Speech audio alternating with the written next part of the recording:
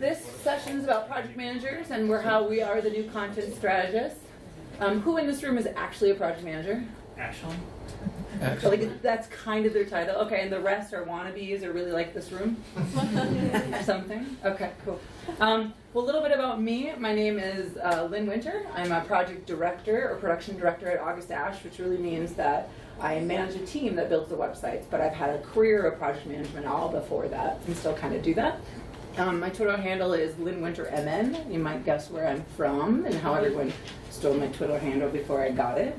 But I wanted to give you a little background why I think we should actually be content strategists today, right now on the web.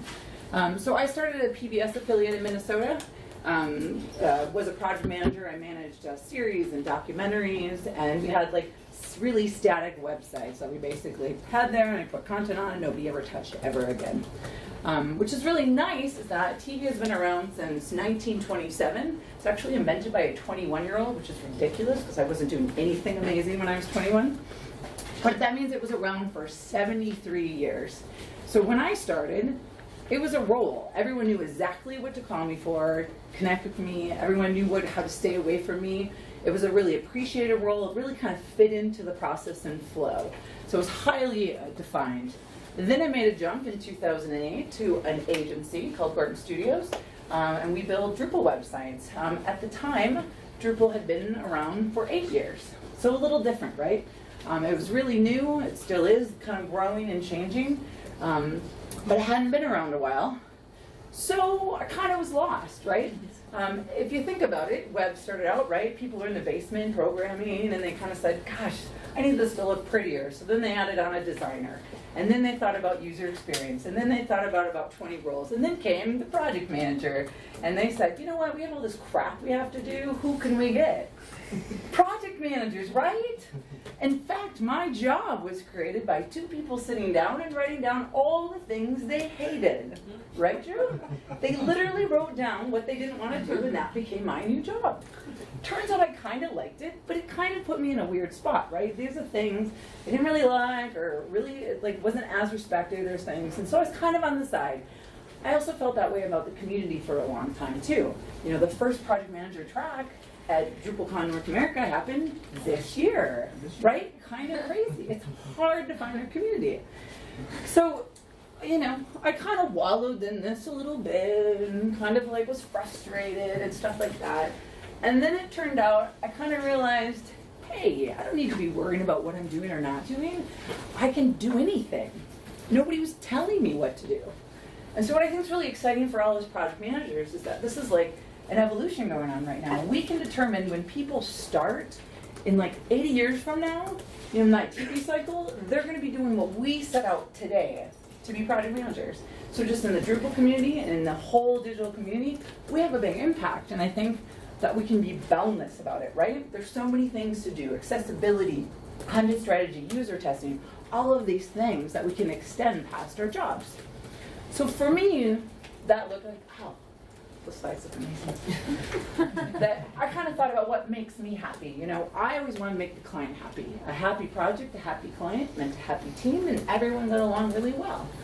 So for me, a couple years back, started to become the content problem. Essentially, when I started in 2008, we kind of say, hey, go write content now and give it to me in 2 months. And then off the client went, and off the client never got it done and didn't know what to do. It's not quite that anymore, right? It's a little more defined than that, but they're still a little lost. And I think it depends who you're working with, right? So where I used to work, we worked on 6-figure plus projects. Where I work now, we work on a lot of $30,000, $40,000, $50,000 projects. So I work with marketing directors. Now I work with the person that got stuck with the website. And so there's this whole range of people and their skills on the client side of what they know or don't know. You know, and content is a huge problem and impacts the timeline greatly. So that brings us to the entire talk today, is that we can be the content strategists. Because I don't know how many of you guys have content strategists on your teams and they're sitting around, you have $20,000 to pay. My entire time, we've done this one client. And it was a $200,000 plus website, for the first one, and then they added on. So it's not that realistic, though I think it's a highly valuable role, but today it's not there, and I think we can fill the gap. So what I'm going to do as I talk really, really fast, and I'm going to end up really early, is kind of run through the cycle of a project and talk about the pieces that we can be doing throughout the process to make a difference in kind of more of a project management role. So the first one is to actually figure out what our process is and kind of lead that into the client. Essentially, they're not going to know how to start from here, A to B, and they don't know all the pieces all the way in the middle. So whatever the thing that makes the most sense for you and your projects, and think about that, kind of outline that, and then write it down. It needs to be set in stone for everyone to get on board, both internally and with the client side. And part of that is creating boundaries. So that means deadlines, timelines, the process structure, but also, like, I find it really useful to make up or provide numbers. Things like, hey client, you need to cut 50% of your content. You know, are they going to do it? I don't know, but now they have something to go for. Or when they set up their content team, I say, okay, every week you're going to meet as a content team. They might not know what they're doing at first when they meet every week, but they have it in their calendar. So little different pieces along the way will help them be a little more structured. I also, when you think about your process, think about it as an educational piece and volunteering your time. The more time that we spend up front with the client means we'll save time in the end. We won't be waiting for content, stretching out the launch, all that time that takes when a project sits out there. If we can provide information, invest a couple more hours up front, it's going to save money in the long run. I also think we should think about it as a minimum viable process. We're not going to be able to do all the bells and whistles of content strategy. And as a project manager, you might not either be interested or know all those bells and whistles. And that's okay, because it doesn't need to be fancy at this point. It's 2016. Just doing enough standard stuff is going to make a huge difference. So I'd suggest, even though this is delicious, going for the very minimal viable product at this point. All right, so the next thing you want to be thinking about is who is going to help with this. It's important to talk about this in the sales process. So if you have a sales team or you're the salesperson, make sure you're bringing this up as they're thinking about the budget. Bring it up in your early meetings. We have a pre-kickoff meeting, a kickoff meeting that we mention it, and really make them write down who's going to be on the content team. And this is the time to say you need to hire someone. Turns out that the average person works 47 hours a week. And if a bunch of you people in here are like, that's nothing, I work 50 plus hours, well, it turns out 4 out of 10 of you do. So nobody has time. So when I call up my client, I'm like, all right, client, here we go, website. It's my full-time job. I know it's not yours. Add more time. They're not going to have it. It's just, it doesn't happen. So what I think is a good idea, because I think all budgets are limited, is to budget out for minimal things. You can get a photographer for a half day or day to take staff pictures. You can have them take beauty shots outside. Maybe case studies or something with a blog is super important, and they can take pictures of different families or different things that would relate to those in like one shot and get a bunch done. Also, corporate video shooting is getting very affordable. We have a client doing injection molding right now, and they had a video made for like $500, and it's amazing. It's like really good. Fully edited, multiple shots. They had a camera on a moving trolley kind of thing, and it was like nothing. So that's really affordable too, especially if you want it in like a homepage banner kind of area. The other thing is the template creation, and what I mean by that is instead of paying a writer to write everything, because we can't usually afford that, is have them create sample content. So pick out your main content. When you figure out your content types, pick out the main ones and have a writer write 5, 10, 15 of those. It will only cost a couple $1,000s, and once you have the tone and the voice and the pacing of all of these figured out, then the client can take it and then copy it, essentially. It's much easier to take someone's work that's set out nicely, copy that instead of starting fresh. So once we got our team in place, we've got our process down, it's time to do the start with the content assets. Has anyone made a content inventory in here? Awesome. They're really fun, actually, I think. It takes a little bit of time, but once you start doing them, they go really fast, much more. This is actually a really old example, but I think the key is that they should look different depending on what kind of project you're working on. So typically the fields that I have and the pieces are different depending on if it's a 20-page site, a 1,000-page site, or more.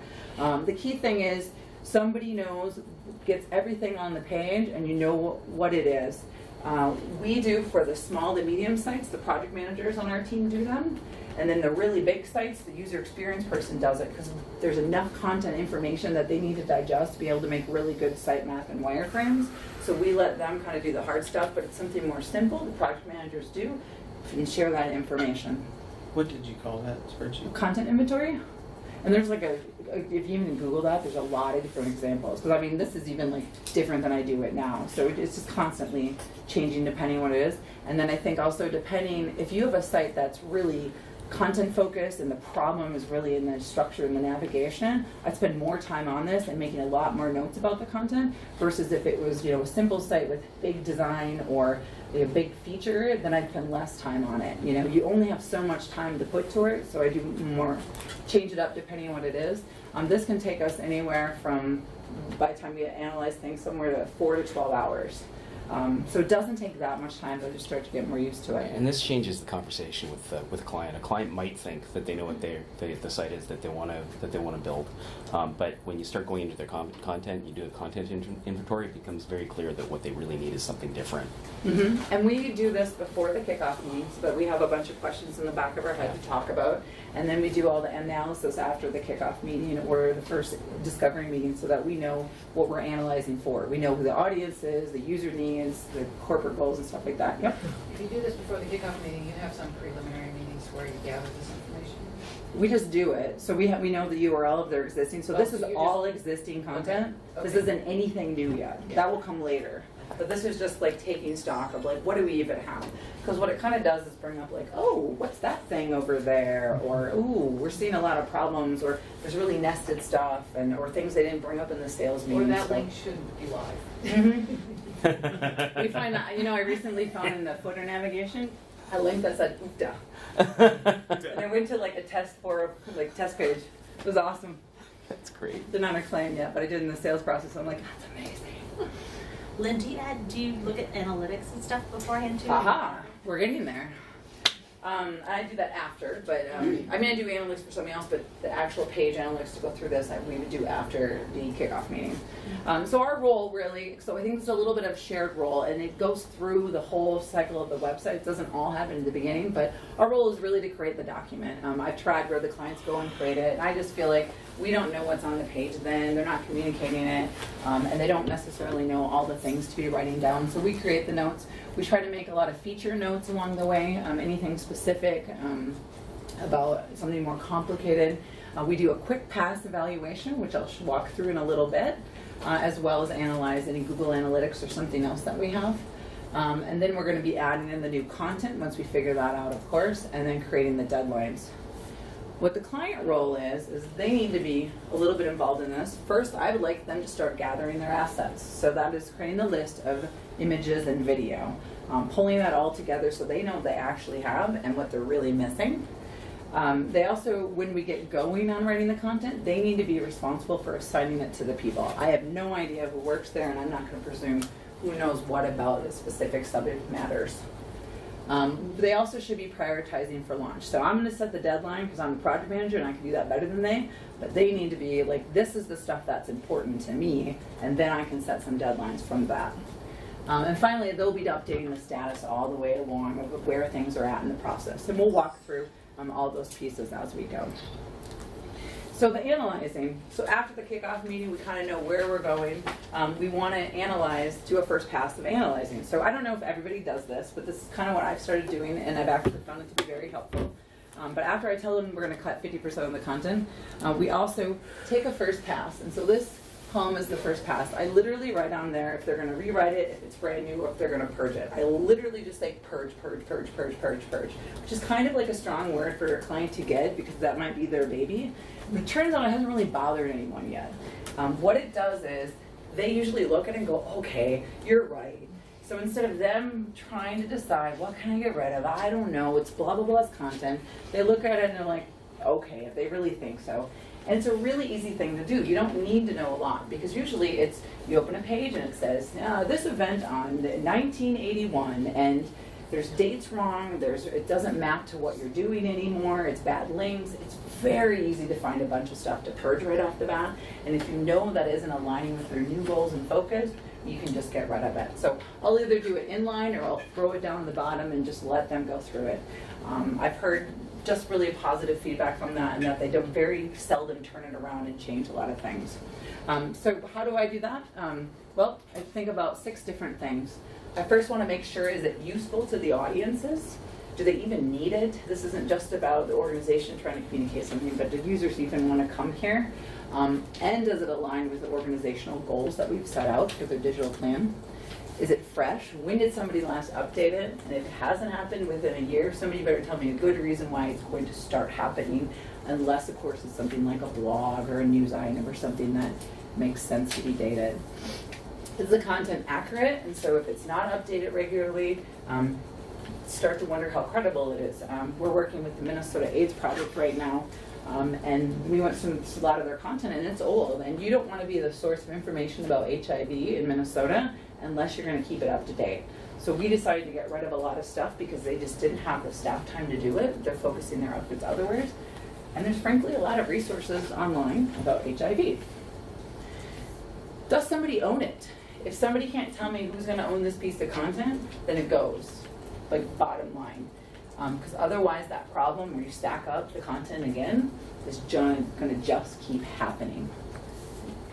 Can you use it on your device well, right? So we need to always be thinking about different device sizes, mobile first, as we're going along. If we're seeing content with a lot of tables that are very difficult to use, or graphs, or really lengthy content, is it going to be something users are going to want to digest long-term scrolling through their phone? And then finally, is anyone going to visit it, you know? So when you see that nobody's visiting it, you probably are good to go. The things in the middle, it might be because it's buried. So make sure you're looking for that. The other thing is something, you might find a nugget that you would have thrown away because it makes no sense and it has huge traffic. So you don't want to lose those kind of weird one-offs. You're like, oh, people are going to that, but we better keep their stats up. So what are some stats? So I don't know how many people are in Google Analytics and playing around with that a lot, but I think there's some really quick things to do. I like to think about it like, if I have 250 pages, I'll spend an hour. So 500, spend 2 hours. Try to figure out what your kind of time limit is, because otherwise this work that you're doing for all this is just going to keep ballooning up. We do have an internet marketing team at my company, which is nice, but they don't spend the time to do this. This is really like content UX kind of thinking. So the first thing to look at are really the pages, right? So we're looking at the all pages, the landing pages, and the exit pages. Where are people going most often, and where are they leaving from? And so looking through the stats, and then always clearly something will just start dropping off, and the amount of people will disappear. The navigation summary. I don't know if anyone's ever used the behavior flow where it shows the flow and it's all these mappy things, and it's very hard to read actually. This will tell you, if you can pick a URL, you can see from the path in and out on this type of report, which is really much easier to read than that flow document, I think. Yeah, you're going to be going under the behavior section on the left-hand side, and then you're going to click into the site content, and then you're going to have to tab over to navigation summary instead of explorer. The search report is always nice too. This is not set up on a lot of sites. Almost every site we have is not set up to do this, so you're going to need a developer to go in and set something up quick, or someone else. But it's really helpful to see what people are searching on, because you might be finding that people are coming there often for something and you don't have it. So you want to get that set up immediately, or check if it's up there, because I think we're at like 95% never come with it. How are you getting around the Google's HTTPS, which hides the search terms now? Well, most our clients are on HTTPS. But because Google is on HTTPS, if you've got your own Google account and you go to Google and you search, it automatically logs you in. So it doesn't give me, when I look at analytics, it doesn't give me the search term you used, because unknowingly you put your search in while you were logged in. You were in HTTPS when you made your search. Yeah. So it becomes search term unavailable. And I get, that has 1,000, everything else has maybe 100. Yeah, well, I don't, does anyone know the answer to that question? Because I don't. Webmaster Tools, like if you, it's been a little while since I've had to deal with this myself personally, but as of, say, about a year ago, you could get around this by checking the Webmaster Tools. And so when you're logged in, so it's not in analytics, but you can get to that information in Webmaster Tools. Thanks. And I would, check that for updated. Your mileage may vary, as I say, but that did work not that long. I'll try it. There's also a good place in Google too, which I don't do, and the inner marketing team does, where you can search like the terms of the industry, so what's popular in that, which is also helpful for that. The other one that we check really quickly is events, so what's like kind of peaking for special events that are coming through. And it's a great place to see if any videos or documents are really getting hit more than pages. And if you're not looking at Google Analytics, you want to try something different, like maybe they don't have it, you might want to throw something on the site to search for a while to do a heat map, so you can see where people are moving their mouse to and hovering over and clicking on, which this is not a site we've done, but image I stole. And we use Crazy Egg to do this for some of our clients if they want this service. So it's a quick thing to put on because some people still don't have Google Analytics, or what happened is their old web developer set up analytics and they don't have access to it, so we can't see anything. So we're kind of about ready to write. We have everything in place, the people, we've kind of got our inventory, so at that point we're going back and adding all the new inventory so we have the whole structure. And so at this point we really need to help our clients not just stare at a blank piece of paper, but essentially write better. And so I think this really comes to creating specific templates. So instead of giving them one big chunk, like blob, we're starting to chunk these out in like little tiny pieces that they're writing. We need to suggest limits. We've started doing this and we've gotten a lot of good feedback, because it's not even like me that writes all the time, which I don't, knows that you should only have 100 words here. It's more that we know that with the design, the layout that we're seeing from the UX or designer, that it's about this big. And so we can set some limits for them, and that guides them. Instead of the client sending over content or putting the site, and it's like, oh, why did they do that? Well, let's guide them on that. So limits have been really helpful. And also deadlines, and I mean every single week when they're writing content, what do they need to deliver to us? So to do this, you gotta pick the right tool. And the right tool for us right now is something called Gather Content. Has anyone used this before? Awesome. Do you like it? Yeah. Yes. So Gather Content costs about $80 a month if you just buy buy it monthly, otherwise it's like $66 for the year. As an agency, you could do that, and then you can put up to 10 projects on it. Right now, we're having our clients actually buy it. When they sign up, they add us onto the account. It's free for 1 month, and then they're pretty much done in the next month. So they're only paying for 1 month, which is nothing. And so what it is an online collaboration tool to be writing your content in. It has like inline editing where you can put notes, and it really provides a workflow to pass content back and forth. And also, it just got the Drupal 8 connection up and running, so it only was doing 7. So we haven't, we've been having our clients make it and then copy it over right now, because 8 was just got ready. But I know someone that has been doing this with 7, and they said they'd spent about 1 to 2 hours with content types to import it over. So not too bad if you have the budget for that. So you can actually import content into Drupal through this? From there, yep. Yeah. I know. So it takes a little bit of setup, but it's not like, migrating everything over. And before they were manually copying and pasting? That's what my team is doing right now. Oh, yeah. Mm-hmm. So But- you guys do it for them? It's like a We're doing some of them, and then they're doing some of it. Because part of the other thing you don't want to lose is that them putting the content in, they realize they find bugs, or they're like, oh, I thought it was going to work like this. So it's part of our training process, so we don't want to do it all. But when it's really small, we move a lot of that over ourselves. So this that is... Gather Content will scrape content from any platform, or is Nope, it there's just a specific one. I think also WordPress, and I think there's another one, but you'd have to go on their website, they say. So here's, just gonna walk through a couple of screens so you can see what it does, because I think it's super powerful. First, what you can do is go in and set up templates. So our project managers go in and they create the template, right, the content type.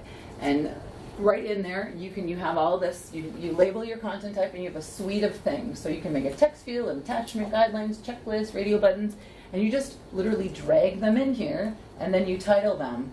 So what's nice about it, you put titles in, then you have an area to write text, like notes about it. Like if you don't know what it is, you can make a little note to guide them along.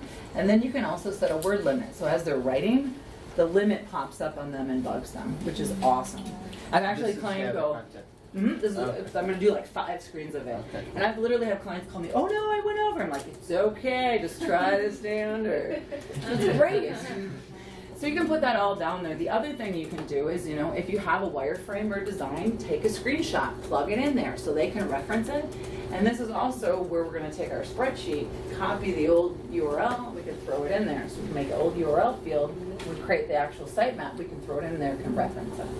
We don't make it too easy because I don't want people copying and pasting over, which happens, but we're working on that. So once you get the content templates in, then you're going to make your sitemap. So the navigation will be over on the left, and then you can drag and drop it. It's all super easy, and it has the tree structure.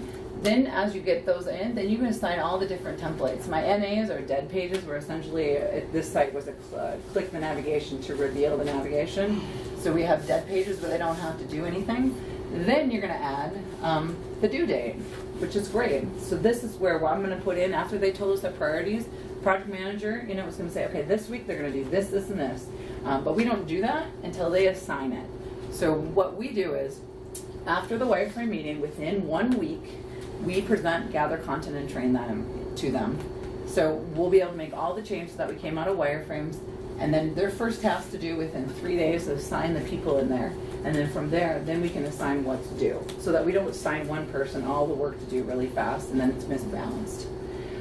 Over there on the left then also is the status update.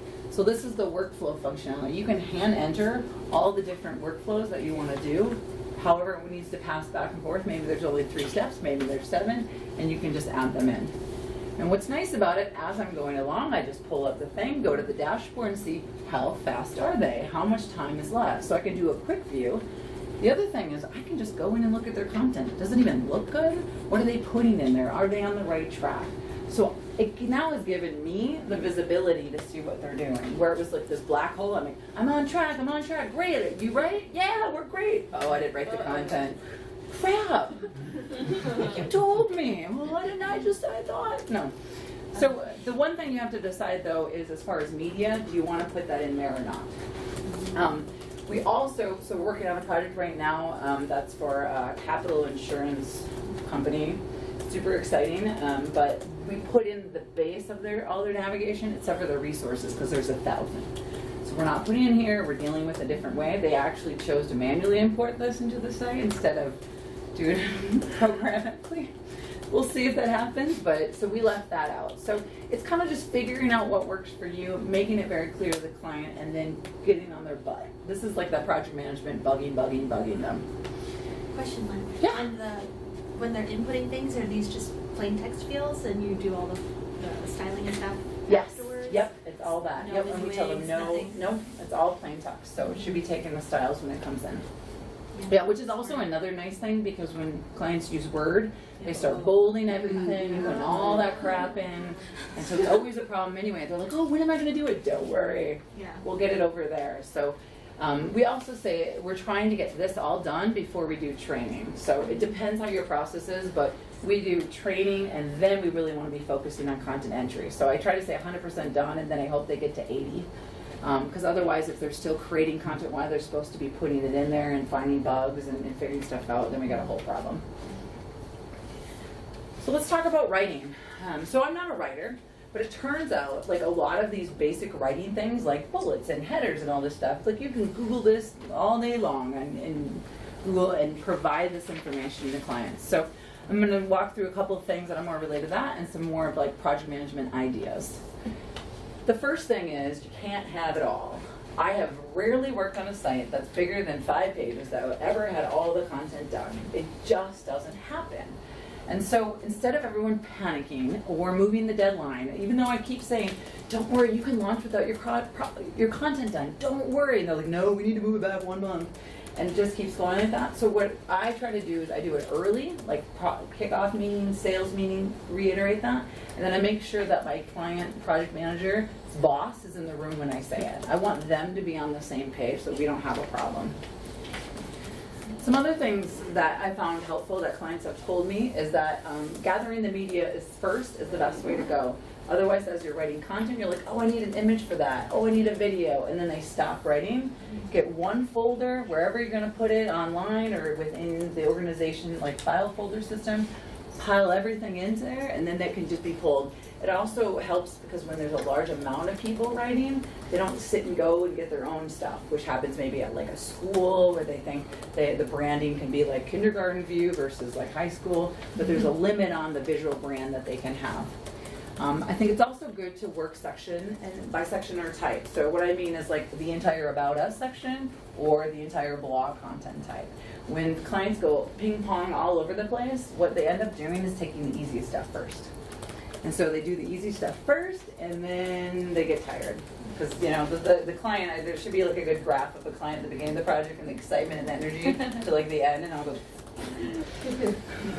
So, you know, force them to do it that way. I also make them send us 1 to 2 samples before we build. I want every single content type 1 to 2 samples so that we can actually build it to the content. So that helps us. It also makes them actually get some content done right away. So it's kind of a double side on that one. I just keep trying to tell them also write every week. This is not a way that you can't cram for this test. It doesn't work that way. You have to write every single week. I don't want to hear that you're going to this event or this or that. You got to write something every single week. And the other thing would be to make sure they have some sort of style guide in place, right? So MailChimp has a great example of it. If you also Google content style guide, there's a lot of good ones. The Economist has a good one. But it's really outlining the voice, the tone, the rules, how we're going to be writing. Now, if you have a writer, this is a good thing to do with them. But these are like, so as a project manager, what can you do about it? Well, a couple things maybe. Assign them, you know, say here's some examples, go write a style guide. You could make a homework document, maybe like a worksheet. Like here's the 5, 6 things that I care that you should fill out, go do this, have it done by this date. So that it actually happens, because it will really focus in things before they start writing. The one for MailChimp is obviously gigantic, they're a really big company, but everyone knows their brand, right? It's very clear. So it's good to have that together. You can also maybe decide to write a writing tips guide for your company. This is a draft, so I'm sure someone's very happy that I'm showing this. But you know, you could write a 1 to 2 page guide that you could, you know, taking a picture, and I just said it's bad. But you could make it generic, and then the value you put into it and give it to every single client, like someone's going to be so happy now. So you could just make it once and share it to everybody. So that's my writing tips. Content testing. Have anyone done content testing before? Nice. So it's really, really important. And you know, I got the pleasure of doing a lot of different types of testing over the years, mostly because we had this gigantic client once and they wanted to do this, and it was a government project. So I got the pleasure of doing that, and I kind of noticed a lot of things. And the first one really is that we didn't really have a lot of problem with functionality. Turns out developers have gotten so good, and the designers, that weren't really the problem. What we kept having is people couldn't read the content, they couldn't scan the content, they couldn't find something in the content. It was kind of ridiculous.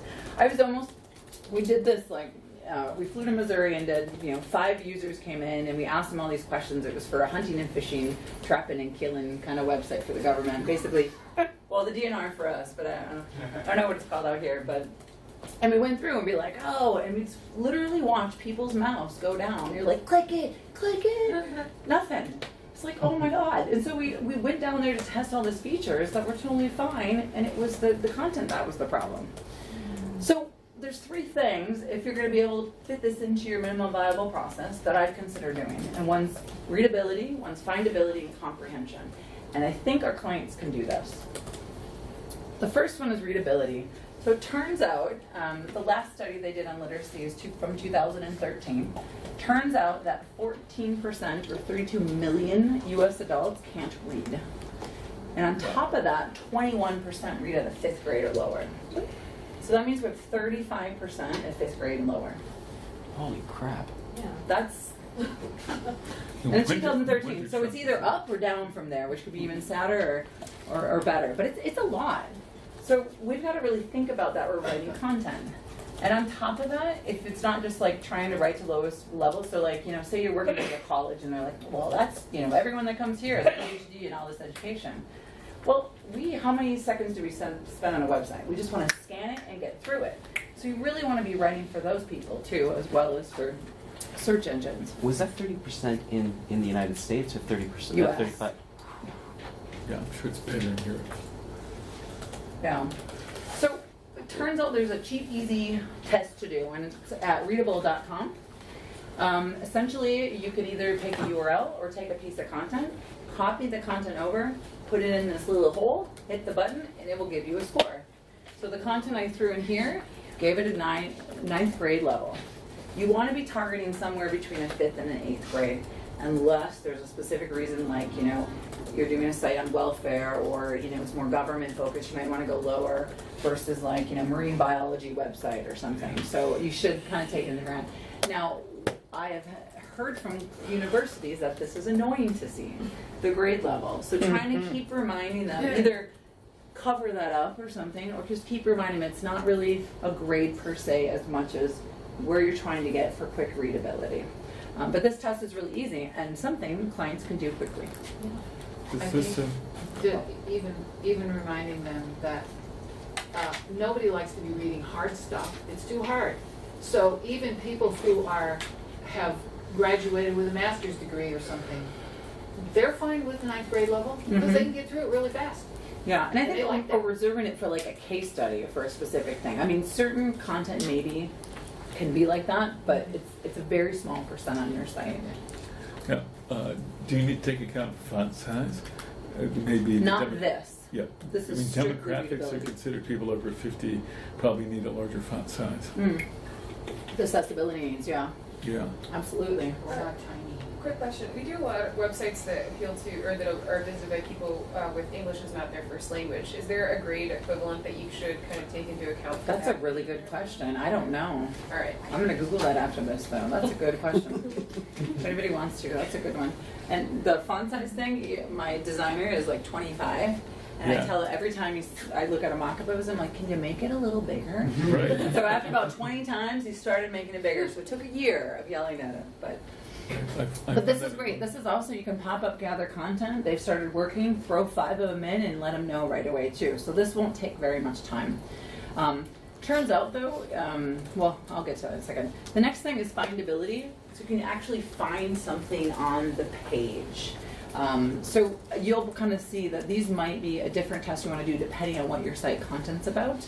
A way to do this is Optimal Workshop has a lot of different types of tests on there, but the ones I would specifically consider would be tree testing or first click testing. So first click is when you ask the questions like where would you find it, and it's the first click that they make on the page. It turns out also there's stats, and I can't remember the number, but if you don't click it on the first click, your probability of executing the task like drops and plummets. So it's kind of important to have that first click. Tree testing is trusting the structure of your navigation. So someone has the ability to click in, top level there, okay, I'd find it here. So that tool is a really easy one to do as well. With both of these, this is a little more time investment because you'll want to do it. You'll find some things aren't working and you're going to need to retest the things that aren't working. Finally, comprehension. So on that readable test, you could write a sentence and then you could change all the words and you'll still get the same score because it's just testing like the types of words that you put into it. It's not testing actually if somebody can understand what you're talking about.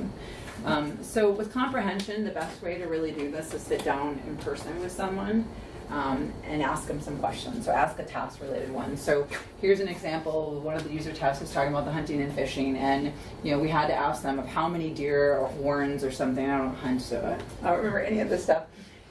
How many can you take in the season with archery? And nobody, they couldn't find it and comprehend a lot of that. So we needed to make sure that the structure was super simple to scan and read, because if you go out and you kill too many things or capture, you're kind of big doo-doo. So where can you do this? So I'm a firm believer that user testing should be done with everything, and I don't follow that practice because life gets in the way and budgets.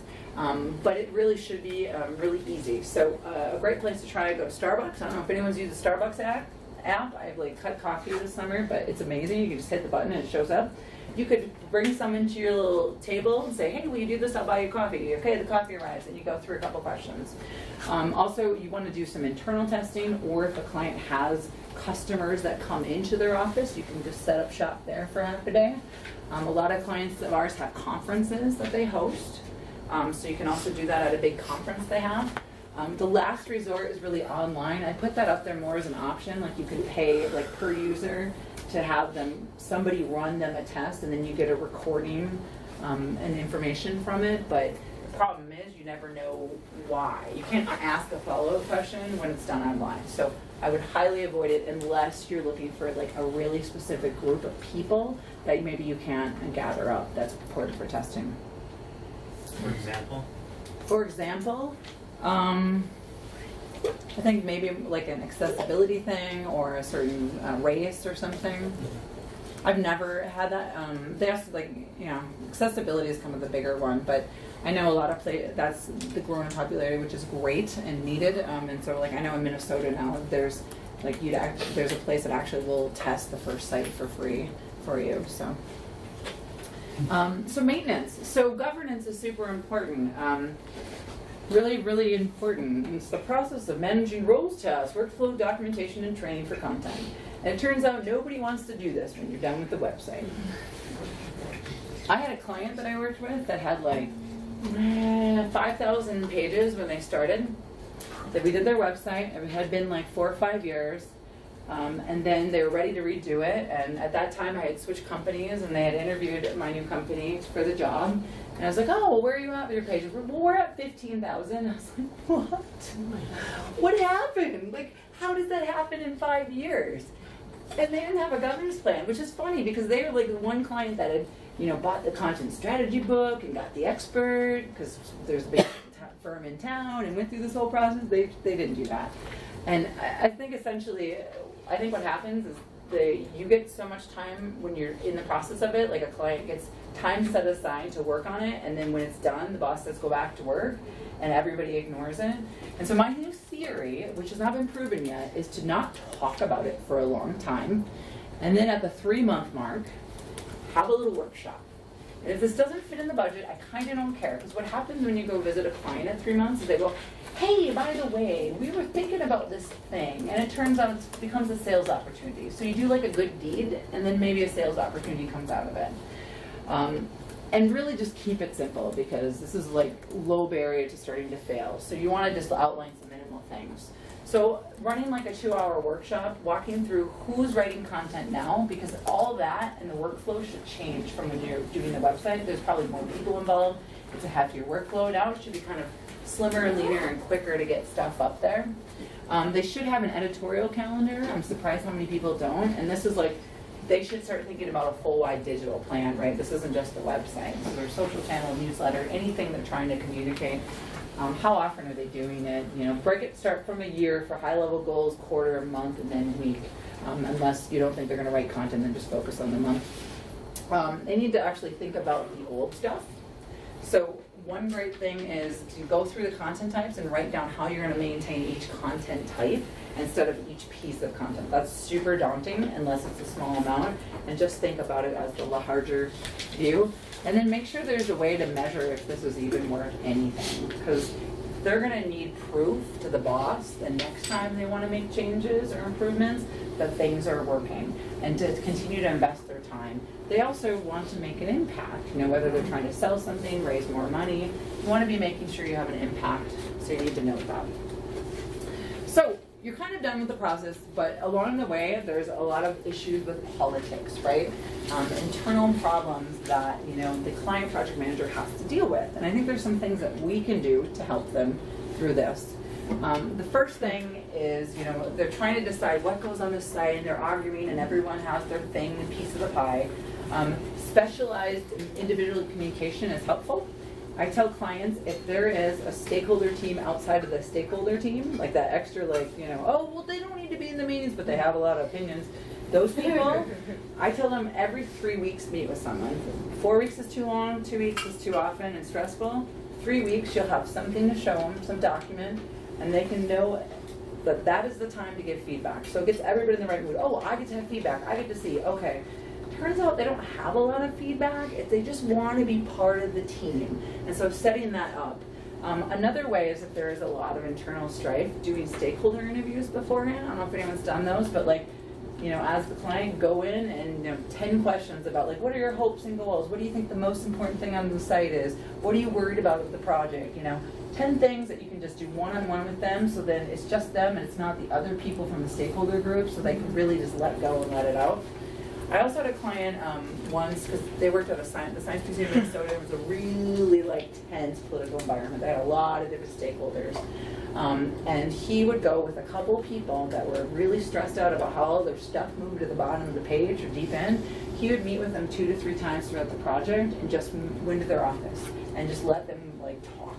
And just sat there and listened, said, I'll see what I can do, or that's not a priority because of this. And it just gave that person opportunity instead of going into these every 3-week meetings and just being that bad news bearer kind of person. Stats are another way to get around it. So this is back to the tree testing. We've done this several times for projects internally. So like my stuff, where's my content? That's not where my content should be. You know what? Do the sitemap. Test with internal people, test with outside people, have them run through 10 questions. Can they find it? All right, then. Zip. Are you using TreeJack for that? Yeah. Works nice. And what it also does, it'll tell you, the success rate, how fast someone can do it, and how direct they went to that. Because you can sometimes get to things multiple directions. So it'll give you all that stats. So then you can just share that at your 3-week meeting, and then they can say, okay, that's great. What is that program? TreeJack. Optimal Sort TreeJack. It's a really good one. And I'd say as far as time commitment, it takes us about 8 hours to put the navigation in, write the questions, and then we give people 2 days to do it. They drop off right after that, so just 2 days, and then you review it, and then you'll need to make navigation changes, which will be another 4-8 hours. Because what you do need to do is report back on that, and that takes the most amount of time, because you want everyone to understand what happened. So. Do you do card sorting for this kind of stuff? I haven't, but I've done. I've done card sorting, but not for this. Yeah, okay. And if people are wondering what card sorting is, essentially you can do an open or closed card sort. That's basically all the things on a piece of paper, and people get to organize them themselves. And a closed card sort is you tell them what's on the top, and then they put it underneath it.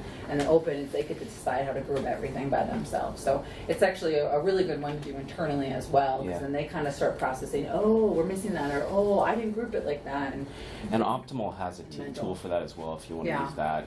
I found that it doesn't work quite as well in this case. TreeJack's great. Optimal Sort, because there's something about the actual physical moving around of cards that you get better results, I think. I also think the dialogue that they're having is huge. That's what we've done, some online card sorting, and I'm like, oh, that's great. Why did they put it there? Yeah. Now I have 20 different navigations. Yeah. Another option is do a backup. So this has been always great for school districts. Oh, but the secretary needs to see the prom from 2016. We're making the 2017 prom. Really? You're really stressed about this? Just copy the site and put it somewhere else. Then they can reference it for the next year before everything is moved over. It really freaks certain people out when they have to do that copy and paste. I also think we should offer ourselves up to be the bad guy. It's amazing that internal project managers can say the exact same thing you do and nobody listens to them, and then someone like me comes in and says the same thing. They're like, oh, that's amazing, yeah, and it's super frustrating for them, but it's how it goes. So I have no problem telling people this is what you do, not just coming in there and having the authority and not putting the other person in the spot. So we kind of walked through all of that stuff, really creating a process and leading it, hiring help because God knows you need it, working and creating that content inventory, analyzing it both from that just initial perspective and providing that and some stats. Definitely creating structure, not leaving them a whole page to write. Providing some advice on writing that's comfortable as you feel, extend that a little bit. Teach them how to do that testing because frankly anyone can do it. I think the hard thing is writing those questions, so you can help them with that. And then wait to maintain because it won't get done ever then. And then managing politics. And then I think if you want some extra credit and you're like, wow, I'm really excited about content strategy, this is really cool. Here's a couple books that are good. I actually haven't read the last one, but heard good things, but I have read these two. And then if you're super amped about content strategy, there is a conference in Minnesota called Confab. They have it elsewhere as well, but it's a great conference. They also have had sponsors with Betty Crocker, and they have cupcakes with pudding inside. But all the speakers are paid, and it's amazing. Could you go back 2 slides? Yeah. These slides are going to be put up somewhere, yes? Yeah, I'll tweet them out, yeah. So, I may have convinced you that as a project manager, you can take on some, content strategy work, and you can be your company's or wherever you work's content strategist for the time being until we all have someone on staff. But if you're not, I think about how you want to grow your PM role, right? Like PMs are really important and we have awesome things to do. But I think the more we can extend and kind of be like the 6th man off the bench, on our teams and help them in different ways, I think it gives us more value on the team and it's kind of exciting. So think about your evolution either way. And let's connect. Great job, Lynn. We got about 9 more minutes in the sweaty room. Anybody? Or do we have 9 minutes? When was we supposed to be done? Nope. Oh, I'm over. Yep. I always talk so fast. So you can either leave, you can ask me questions. The next one doesn't start at 3:45. Oh, a little break? Perfect.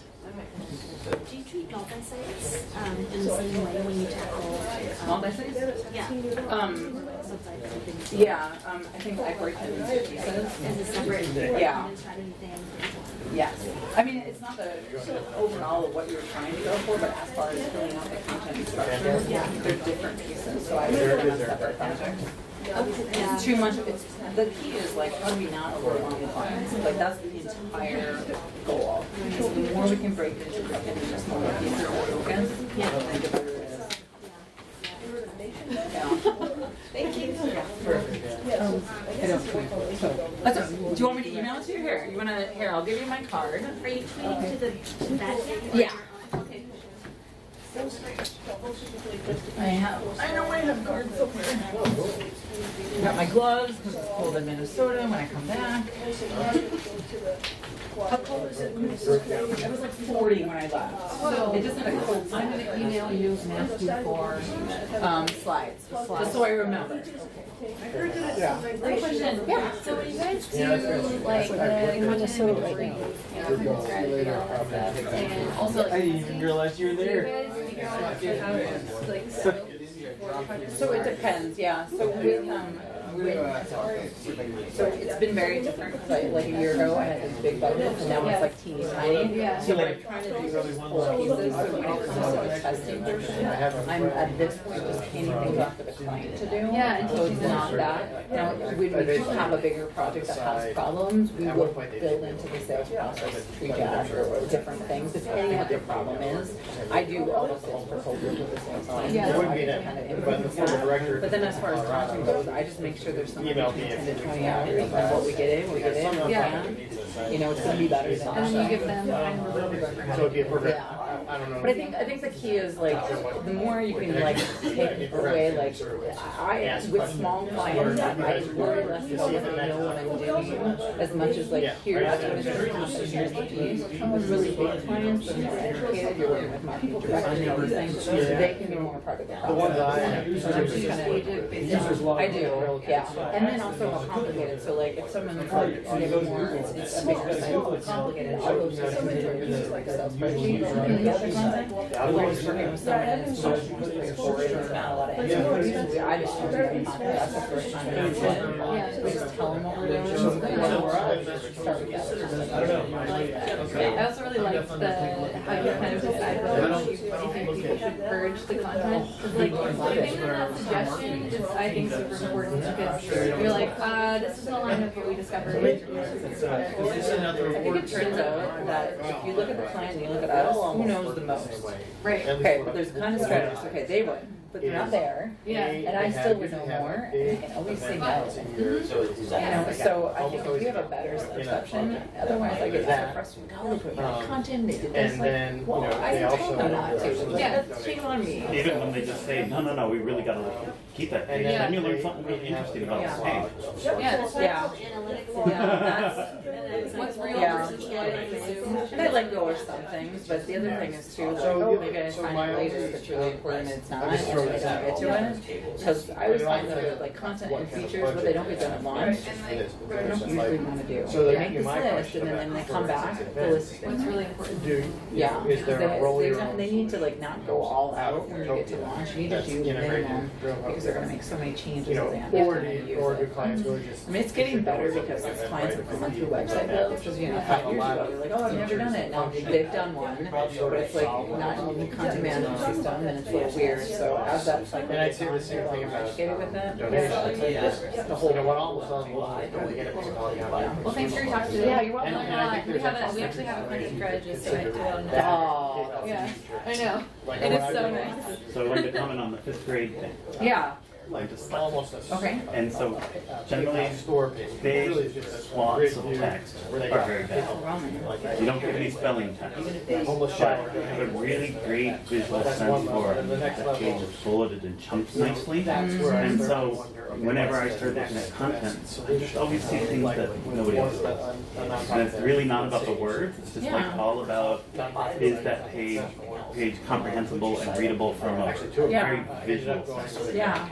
So I think that's an interesting component, but not really, like, So that's where they're ready to pay $300. test that I know for Well, I that. think There's a lot about fonts and things like It's sort that, of like, but not really just in the pure words or layouts. No, But that's a pretty good one too. But I do find though, It's sort of the same like question. even you and me reading something, it'd probably still be, if it was a big chunk of something, I would be like, wait, what are we talking about? I think it. I have a couple friends who are the exact opposite, and they have what I call text flat.